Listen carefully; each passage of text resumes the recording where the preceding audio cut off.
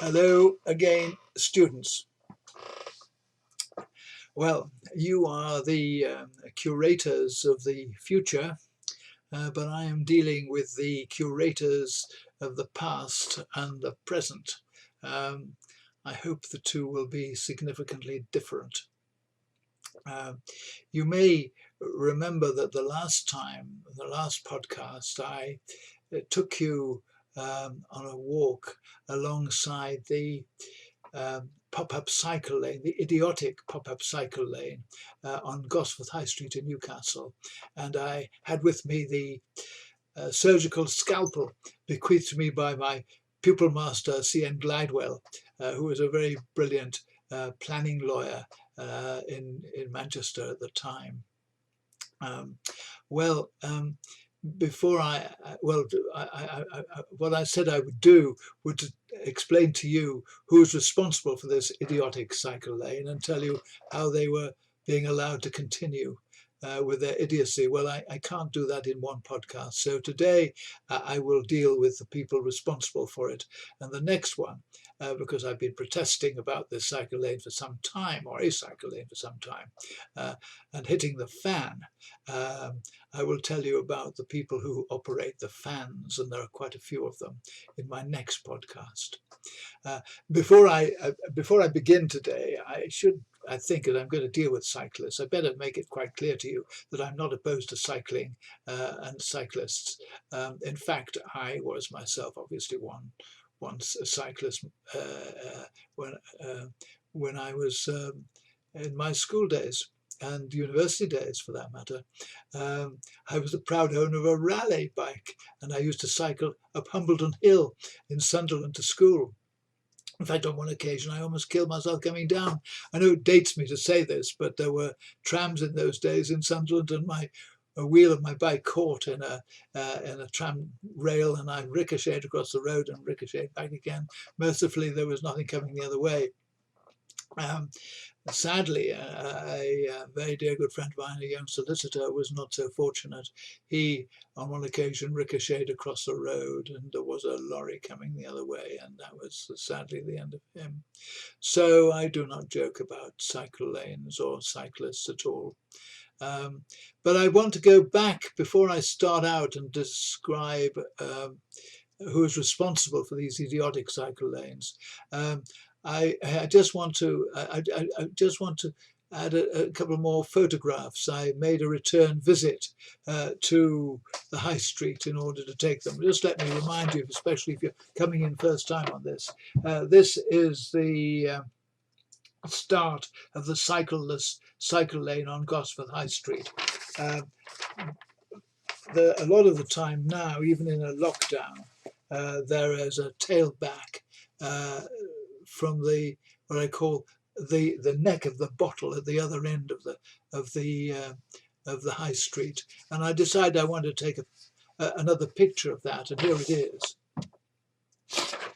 Sorry, here it is, and this illustrates to you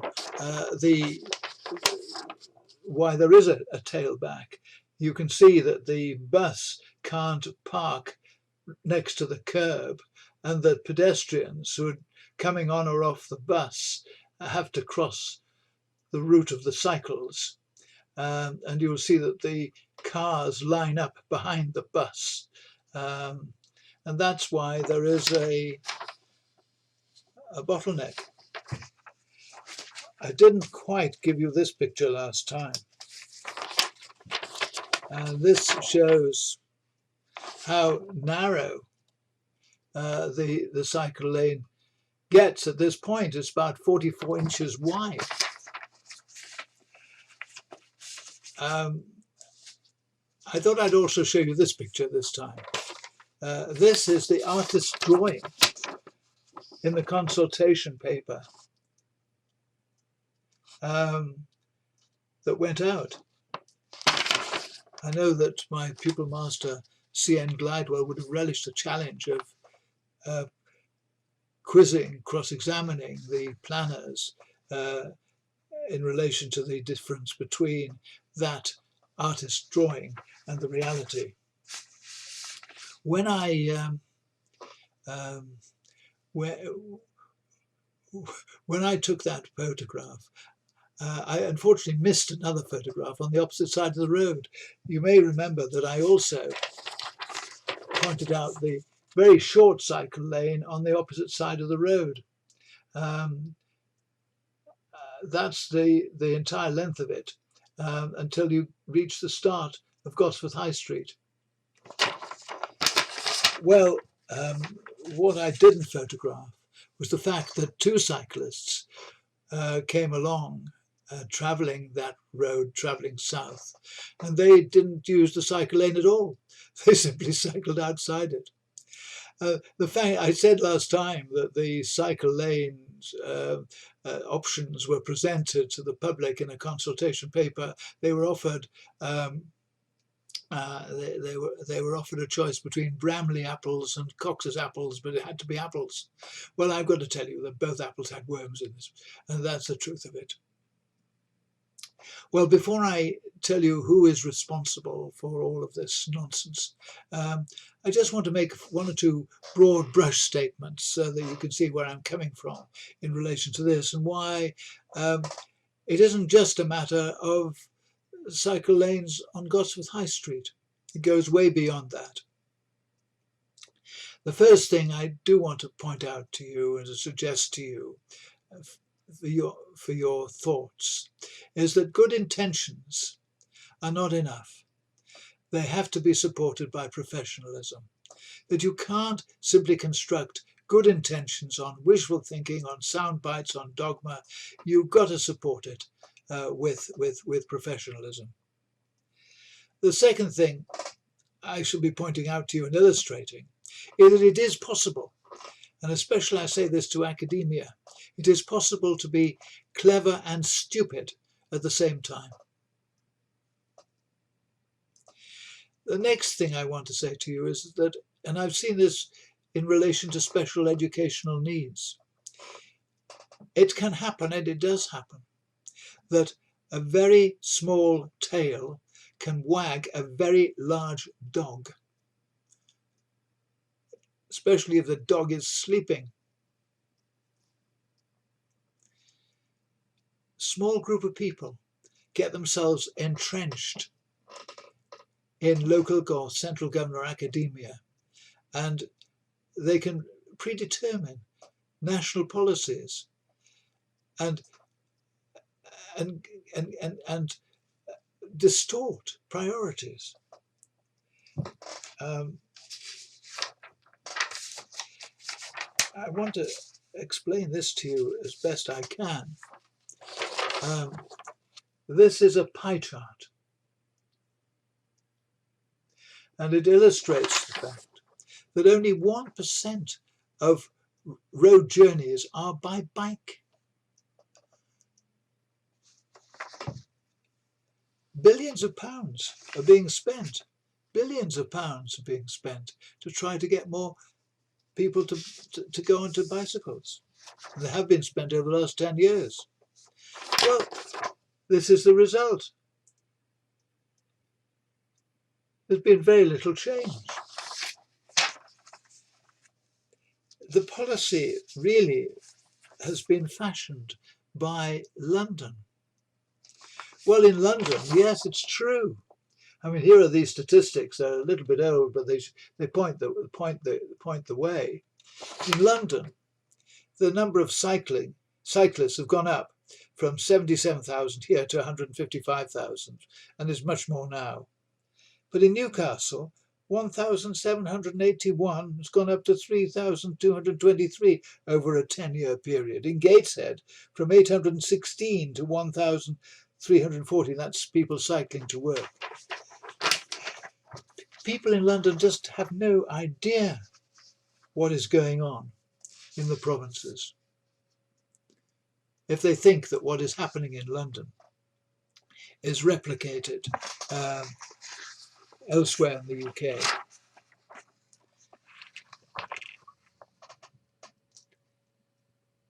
I want to just read to you here what the project manager said to me when I was complaining about a cycle lane and red lines.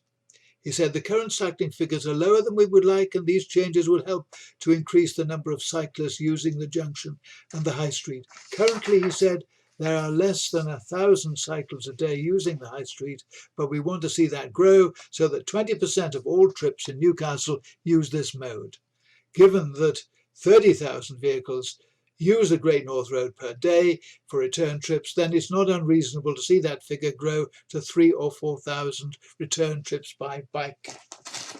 And I come back to you and say that's where they wanted 3,000 or 4,000 to cycle. But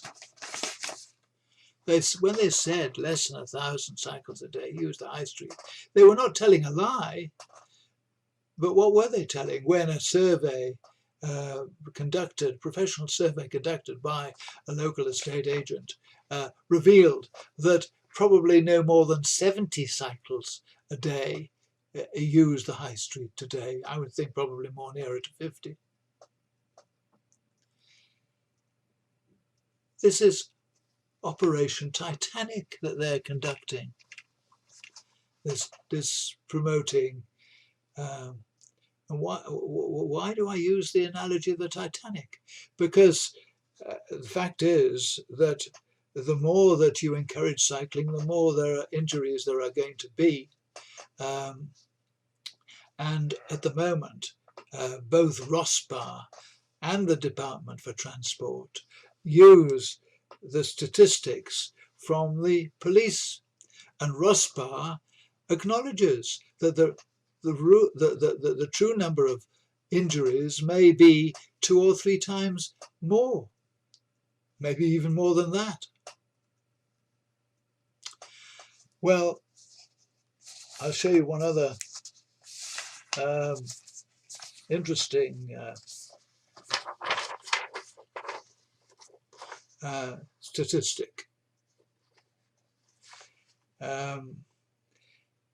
People were asked, is it too dangerous for me to cycle on the roads? And 62% agreed or strongly agreed, and only 22% disagreed.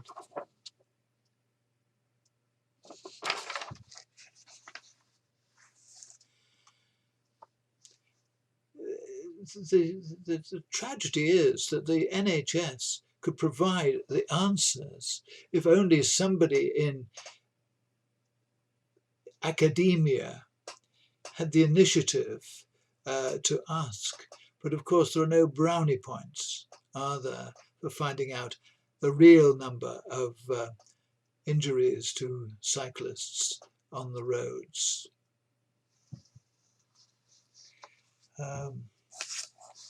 Maya Angelou, that famous American writer. Sorry, I've got something to show you here, if I can find it. Maya Angelou sums it up.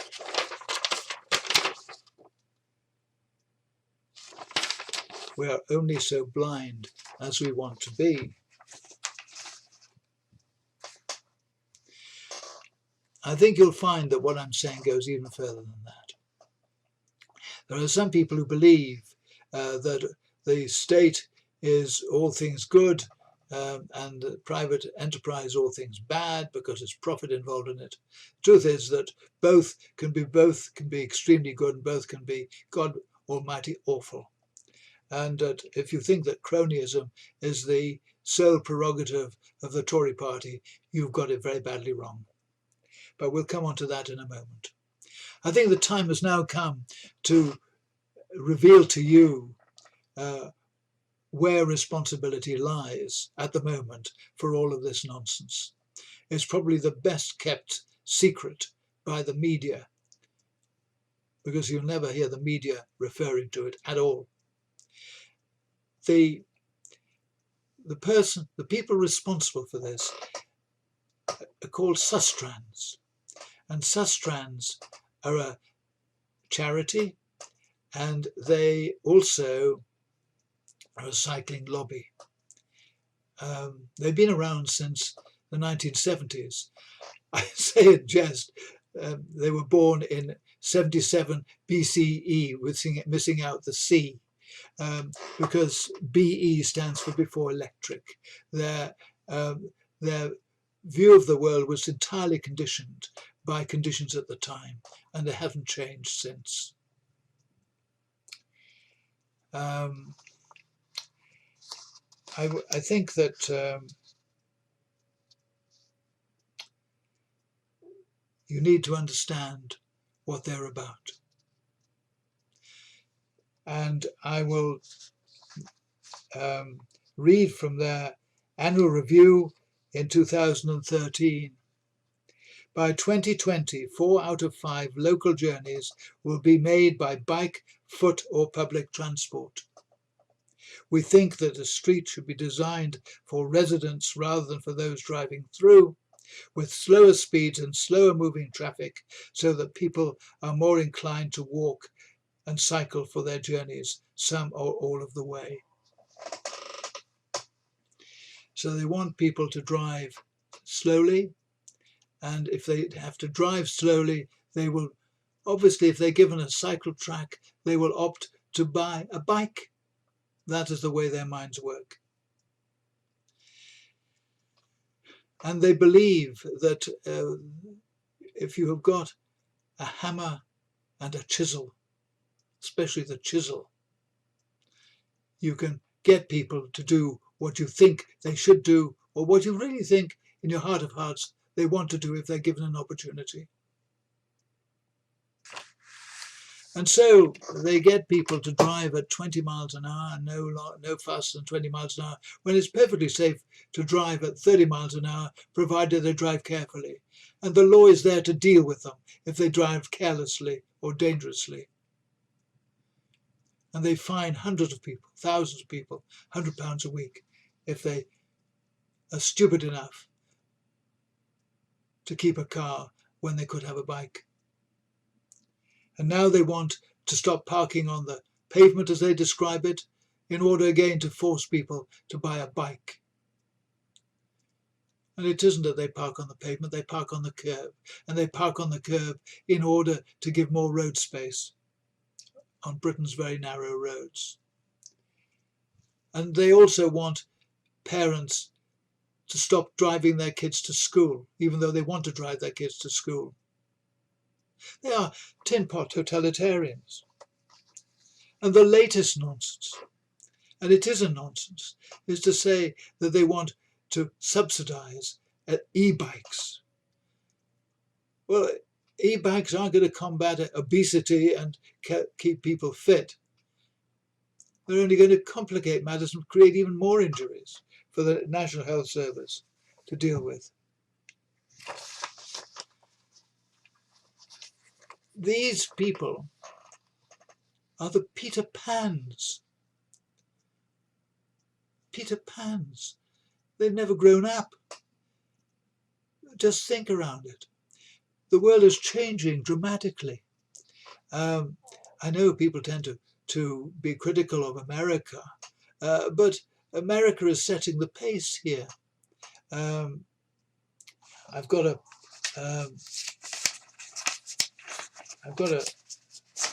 drawing somewhere here. This is the EVGO combined with General Motors have already got thousands or hundreds, certainly, of fast charging stations in California and beyond. 115 million Americans live within a 15-minute drive of an EVGO fast charging station. At a time when we should be encouraging cars back into the city centres so that people can charge their cars and shop at the same time. This Sustrans still wants to keep cars out of the city centres and wants to give no encouragement to cars to drive into the city centres.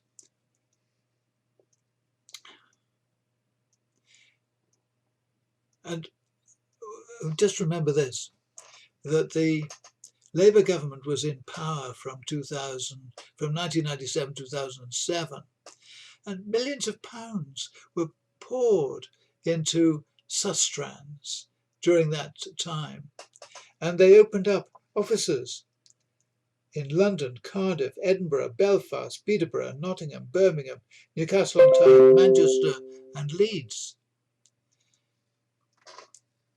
And what has happened is that this charity was made, this lobby was made an executive arm of government. That's not a clever thing to do. And that, I'll say one more than that. They had famous patrons. They had Jeremy Paxman and Jon Snow as their patrons, the Tweedledum and Tweedledee of television news reporting. Well, come to Newcastle and see how this worked out in Newcastle, because that's where this sort of where I've seen it. Again, Sustrans in the consultation process were a best kept secret. I know two councillors who didn't even realise that Sustrans was a cycling lobby, and they were involved in the decision taking. The fact is that the government paid Newcastle the money to apply to the government for a £5.7 million ambitions bid fund, so that Newcastle would then have the money to employ Sustrans to work out their plans for them. And when the plan emerged, that plan was Sustrans' plan. And this is what they said: to achieve 12% of all journeys under 5 miles by bike in the next 10 years. That was Sustrans' vision. Idiotic. People are just not going to do that in Newcastle. I think I said at the beginning that people could be clever and stupid at the same time. Well, clever, no doubt at all, because they're very good with graphics. This was the graphic art they produced. And it's easy to draw lines on maps without paying the slightest attention to the roads themselves.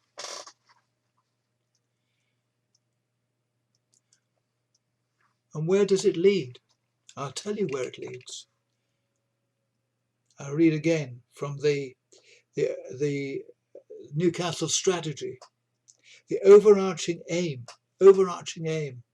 is to develop a cycling culture where 20% of all trips under 5 miles are undertaken by cycle by 2021. That's next year. They quantified this. Now I want you to listen to this one. 1,232,177 additional trips are forecast. I tell you, they're out of their mind. And yet they are there to this day. Sustrans are a protected species. Well, next time I will describe who is protecting them. I'll describe to you the Ombudsman at Arndt, and I'll tell you about my visit to some lawyers in London, heavyweight lawyers. They, in fact, threw in the towel before even the bell had rung. But that is for next time. And I leave you with the thoughts of the brain exercises, if you like, that I hope this latest podcast of mine facilitate. I wish you well. Keep safe.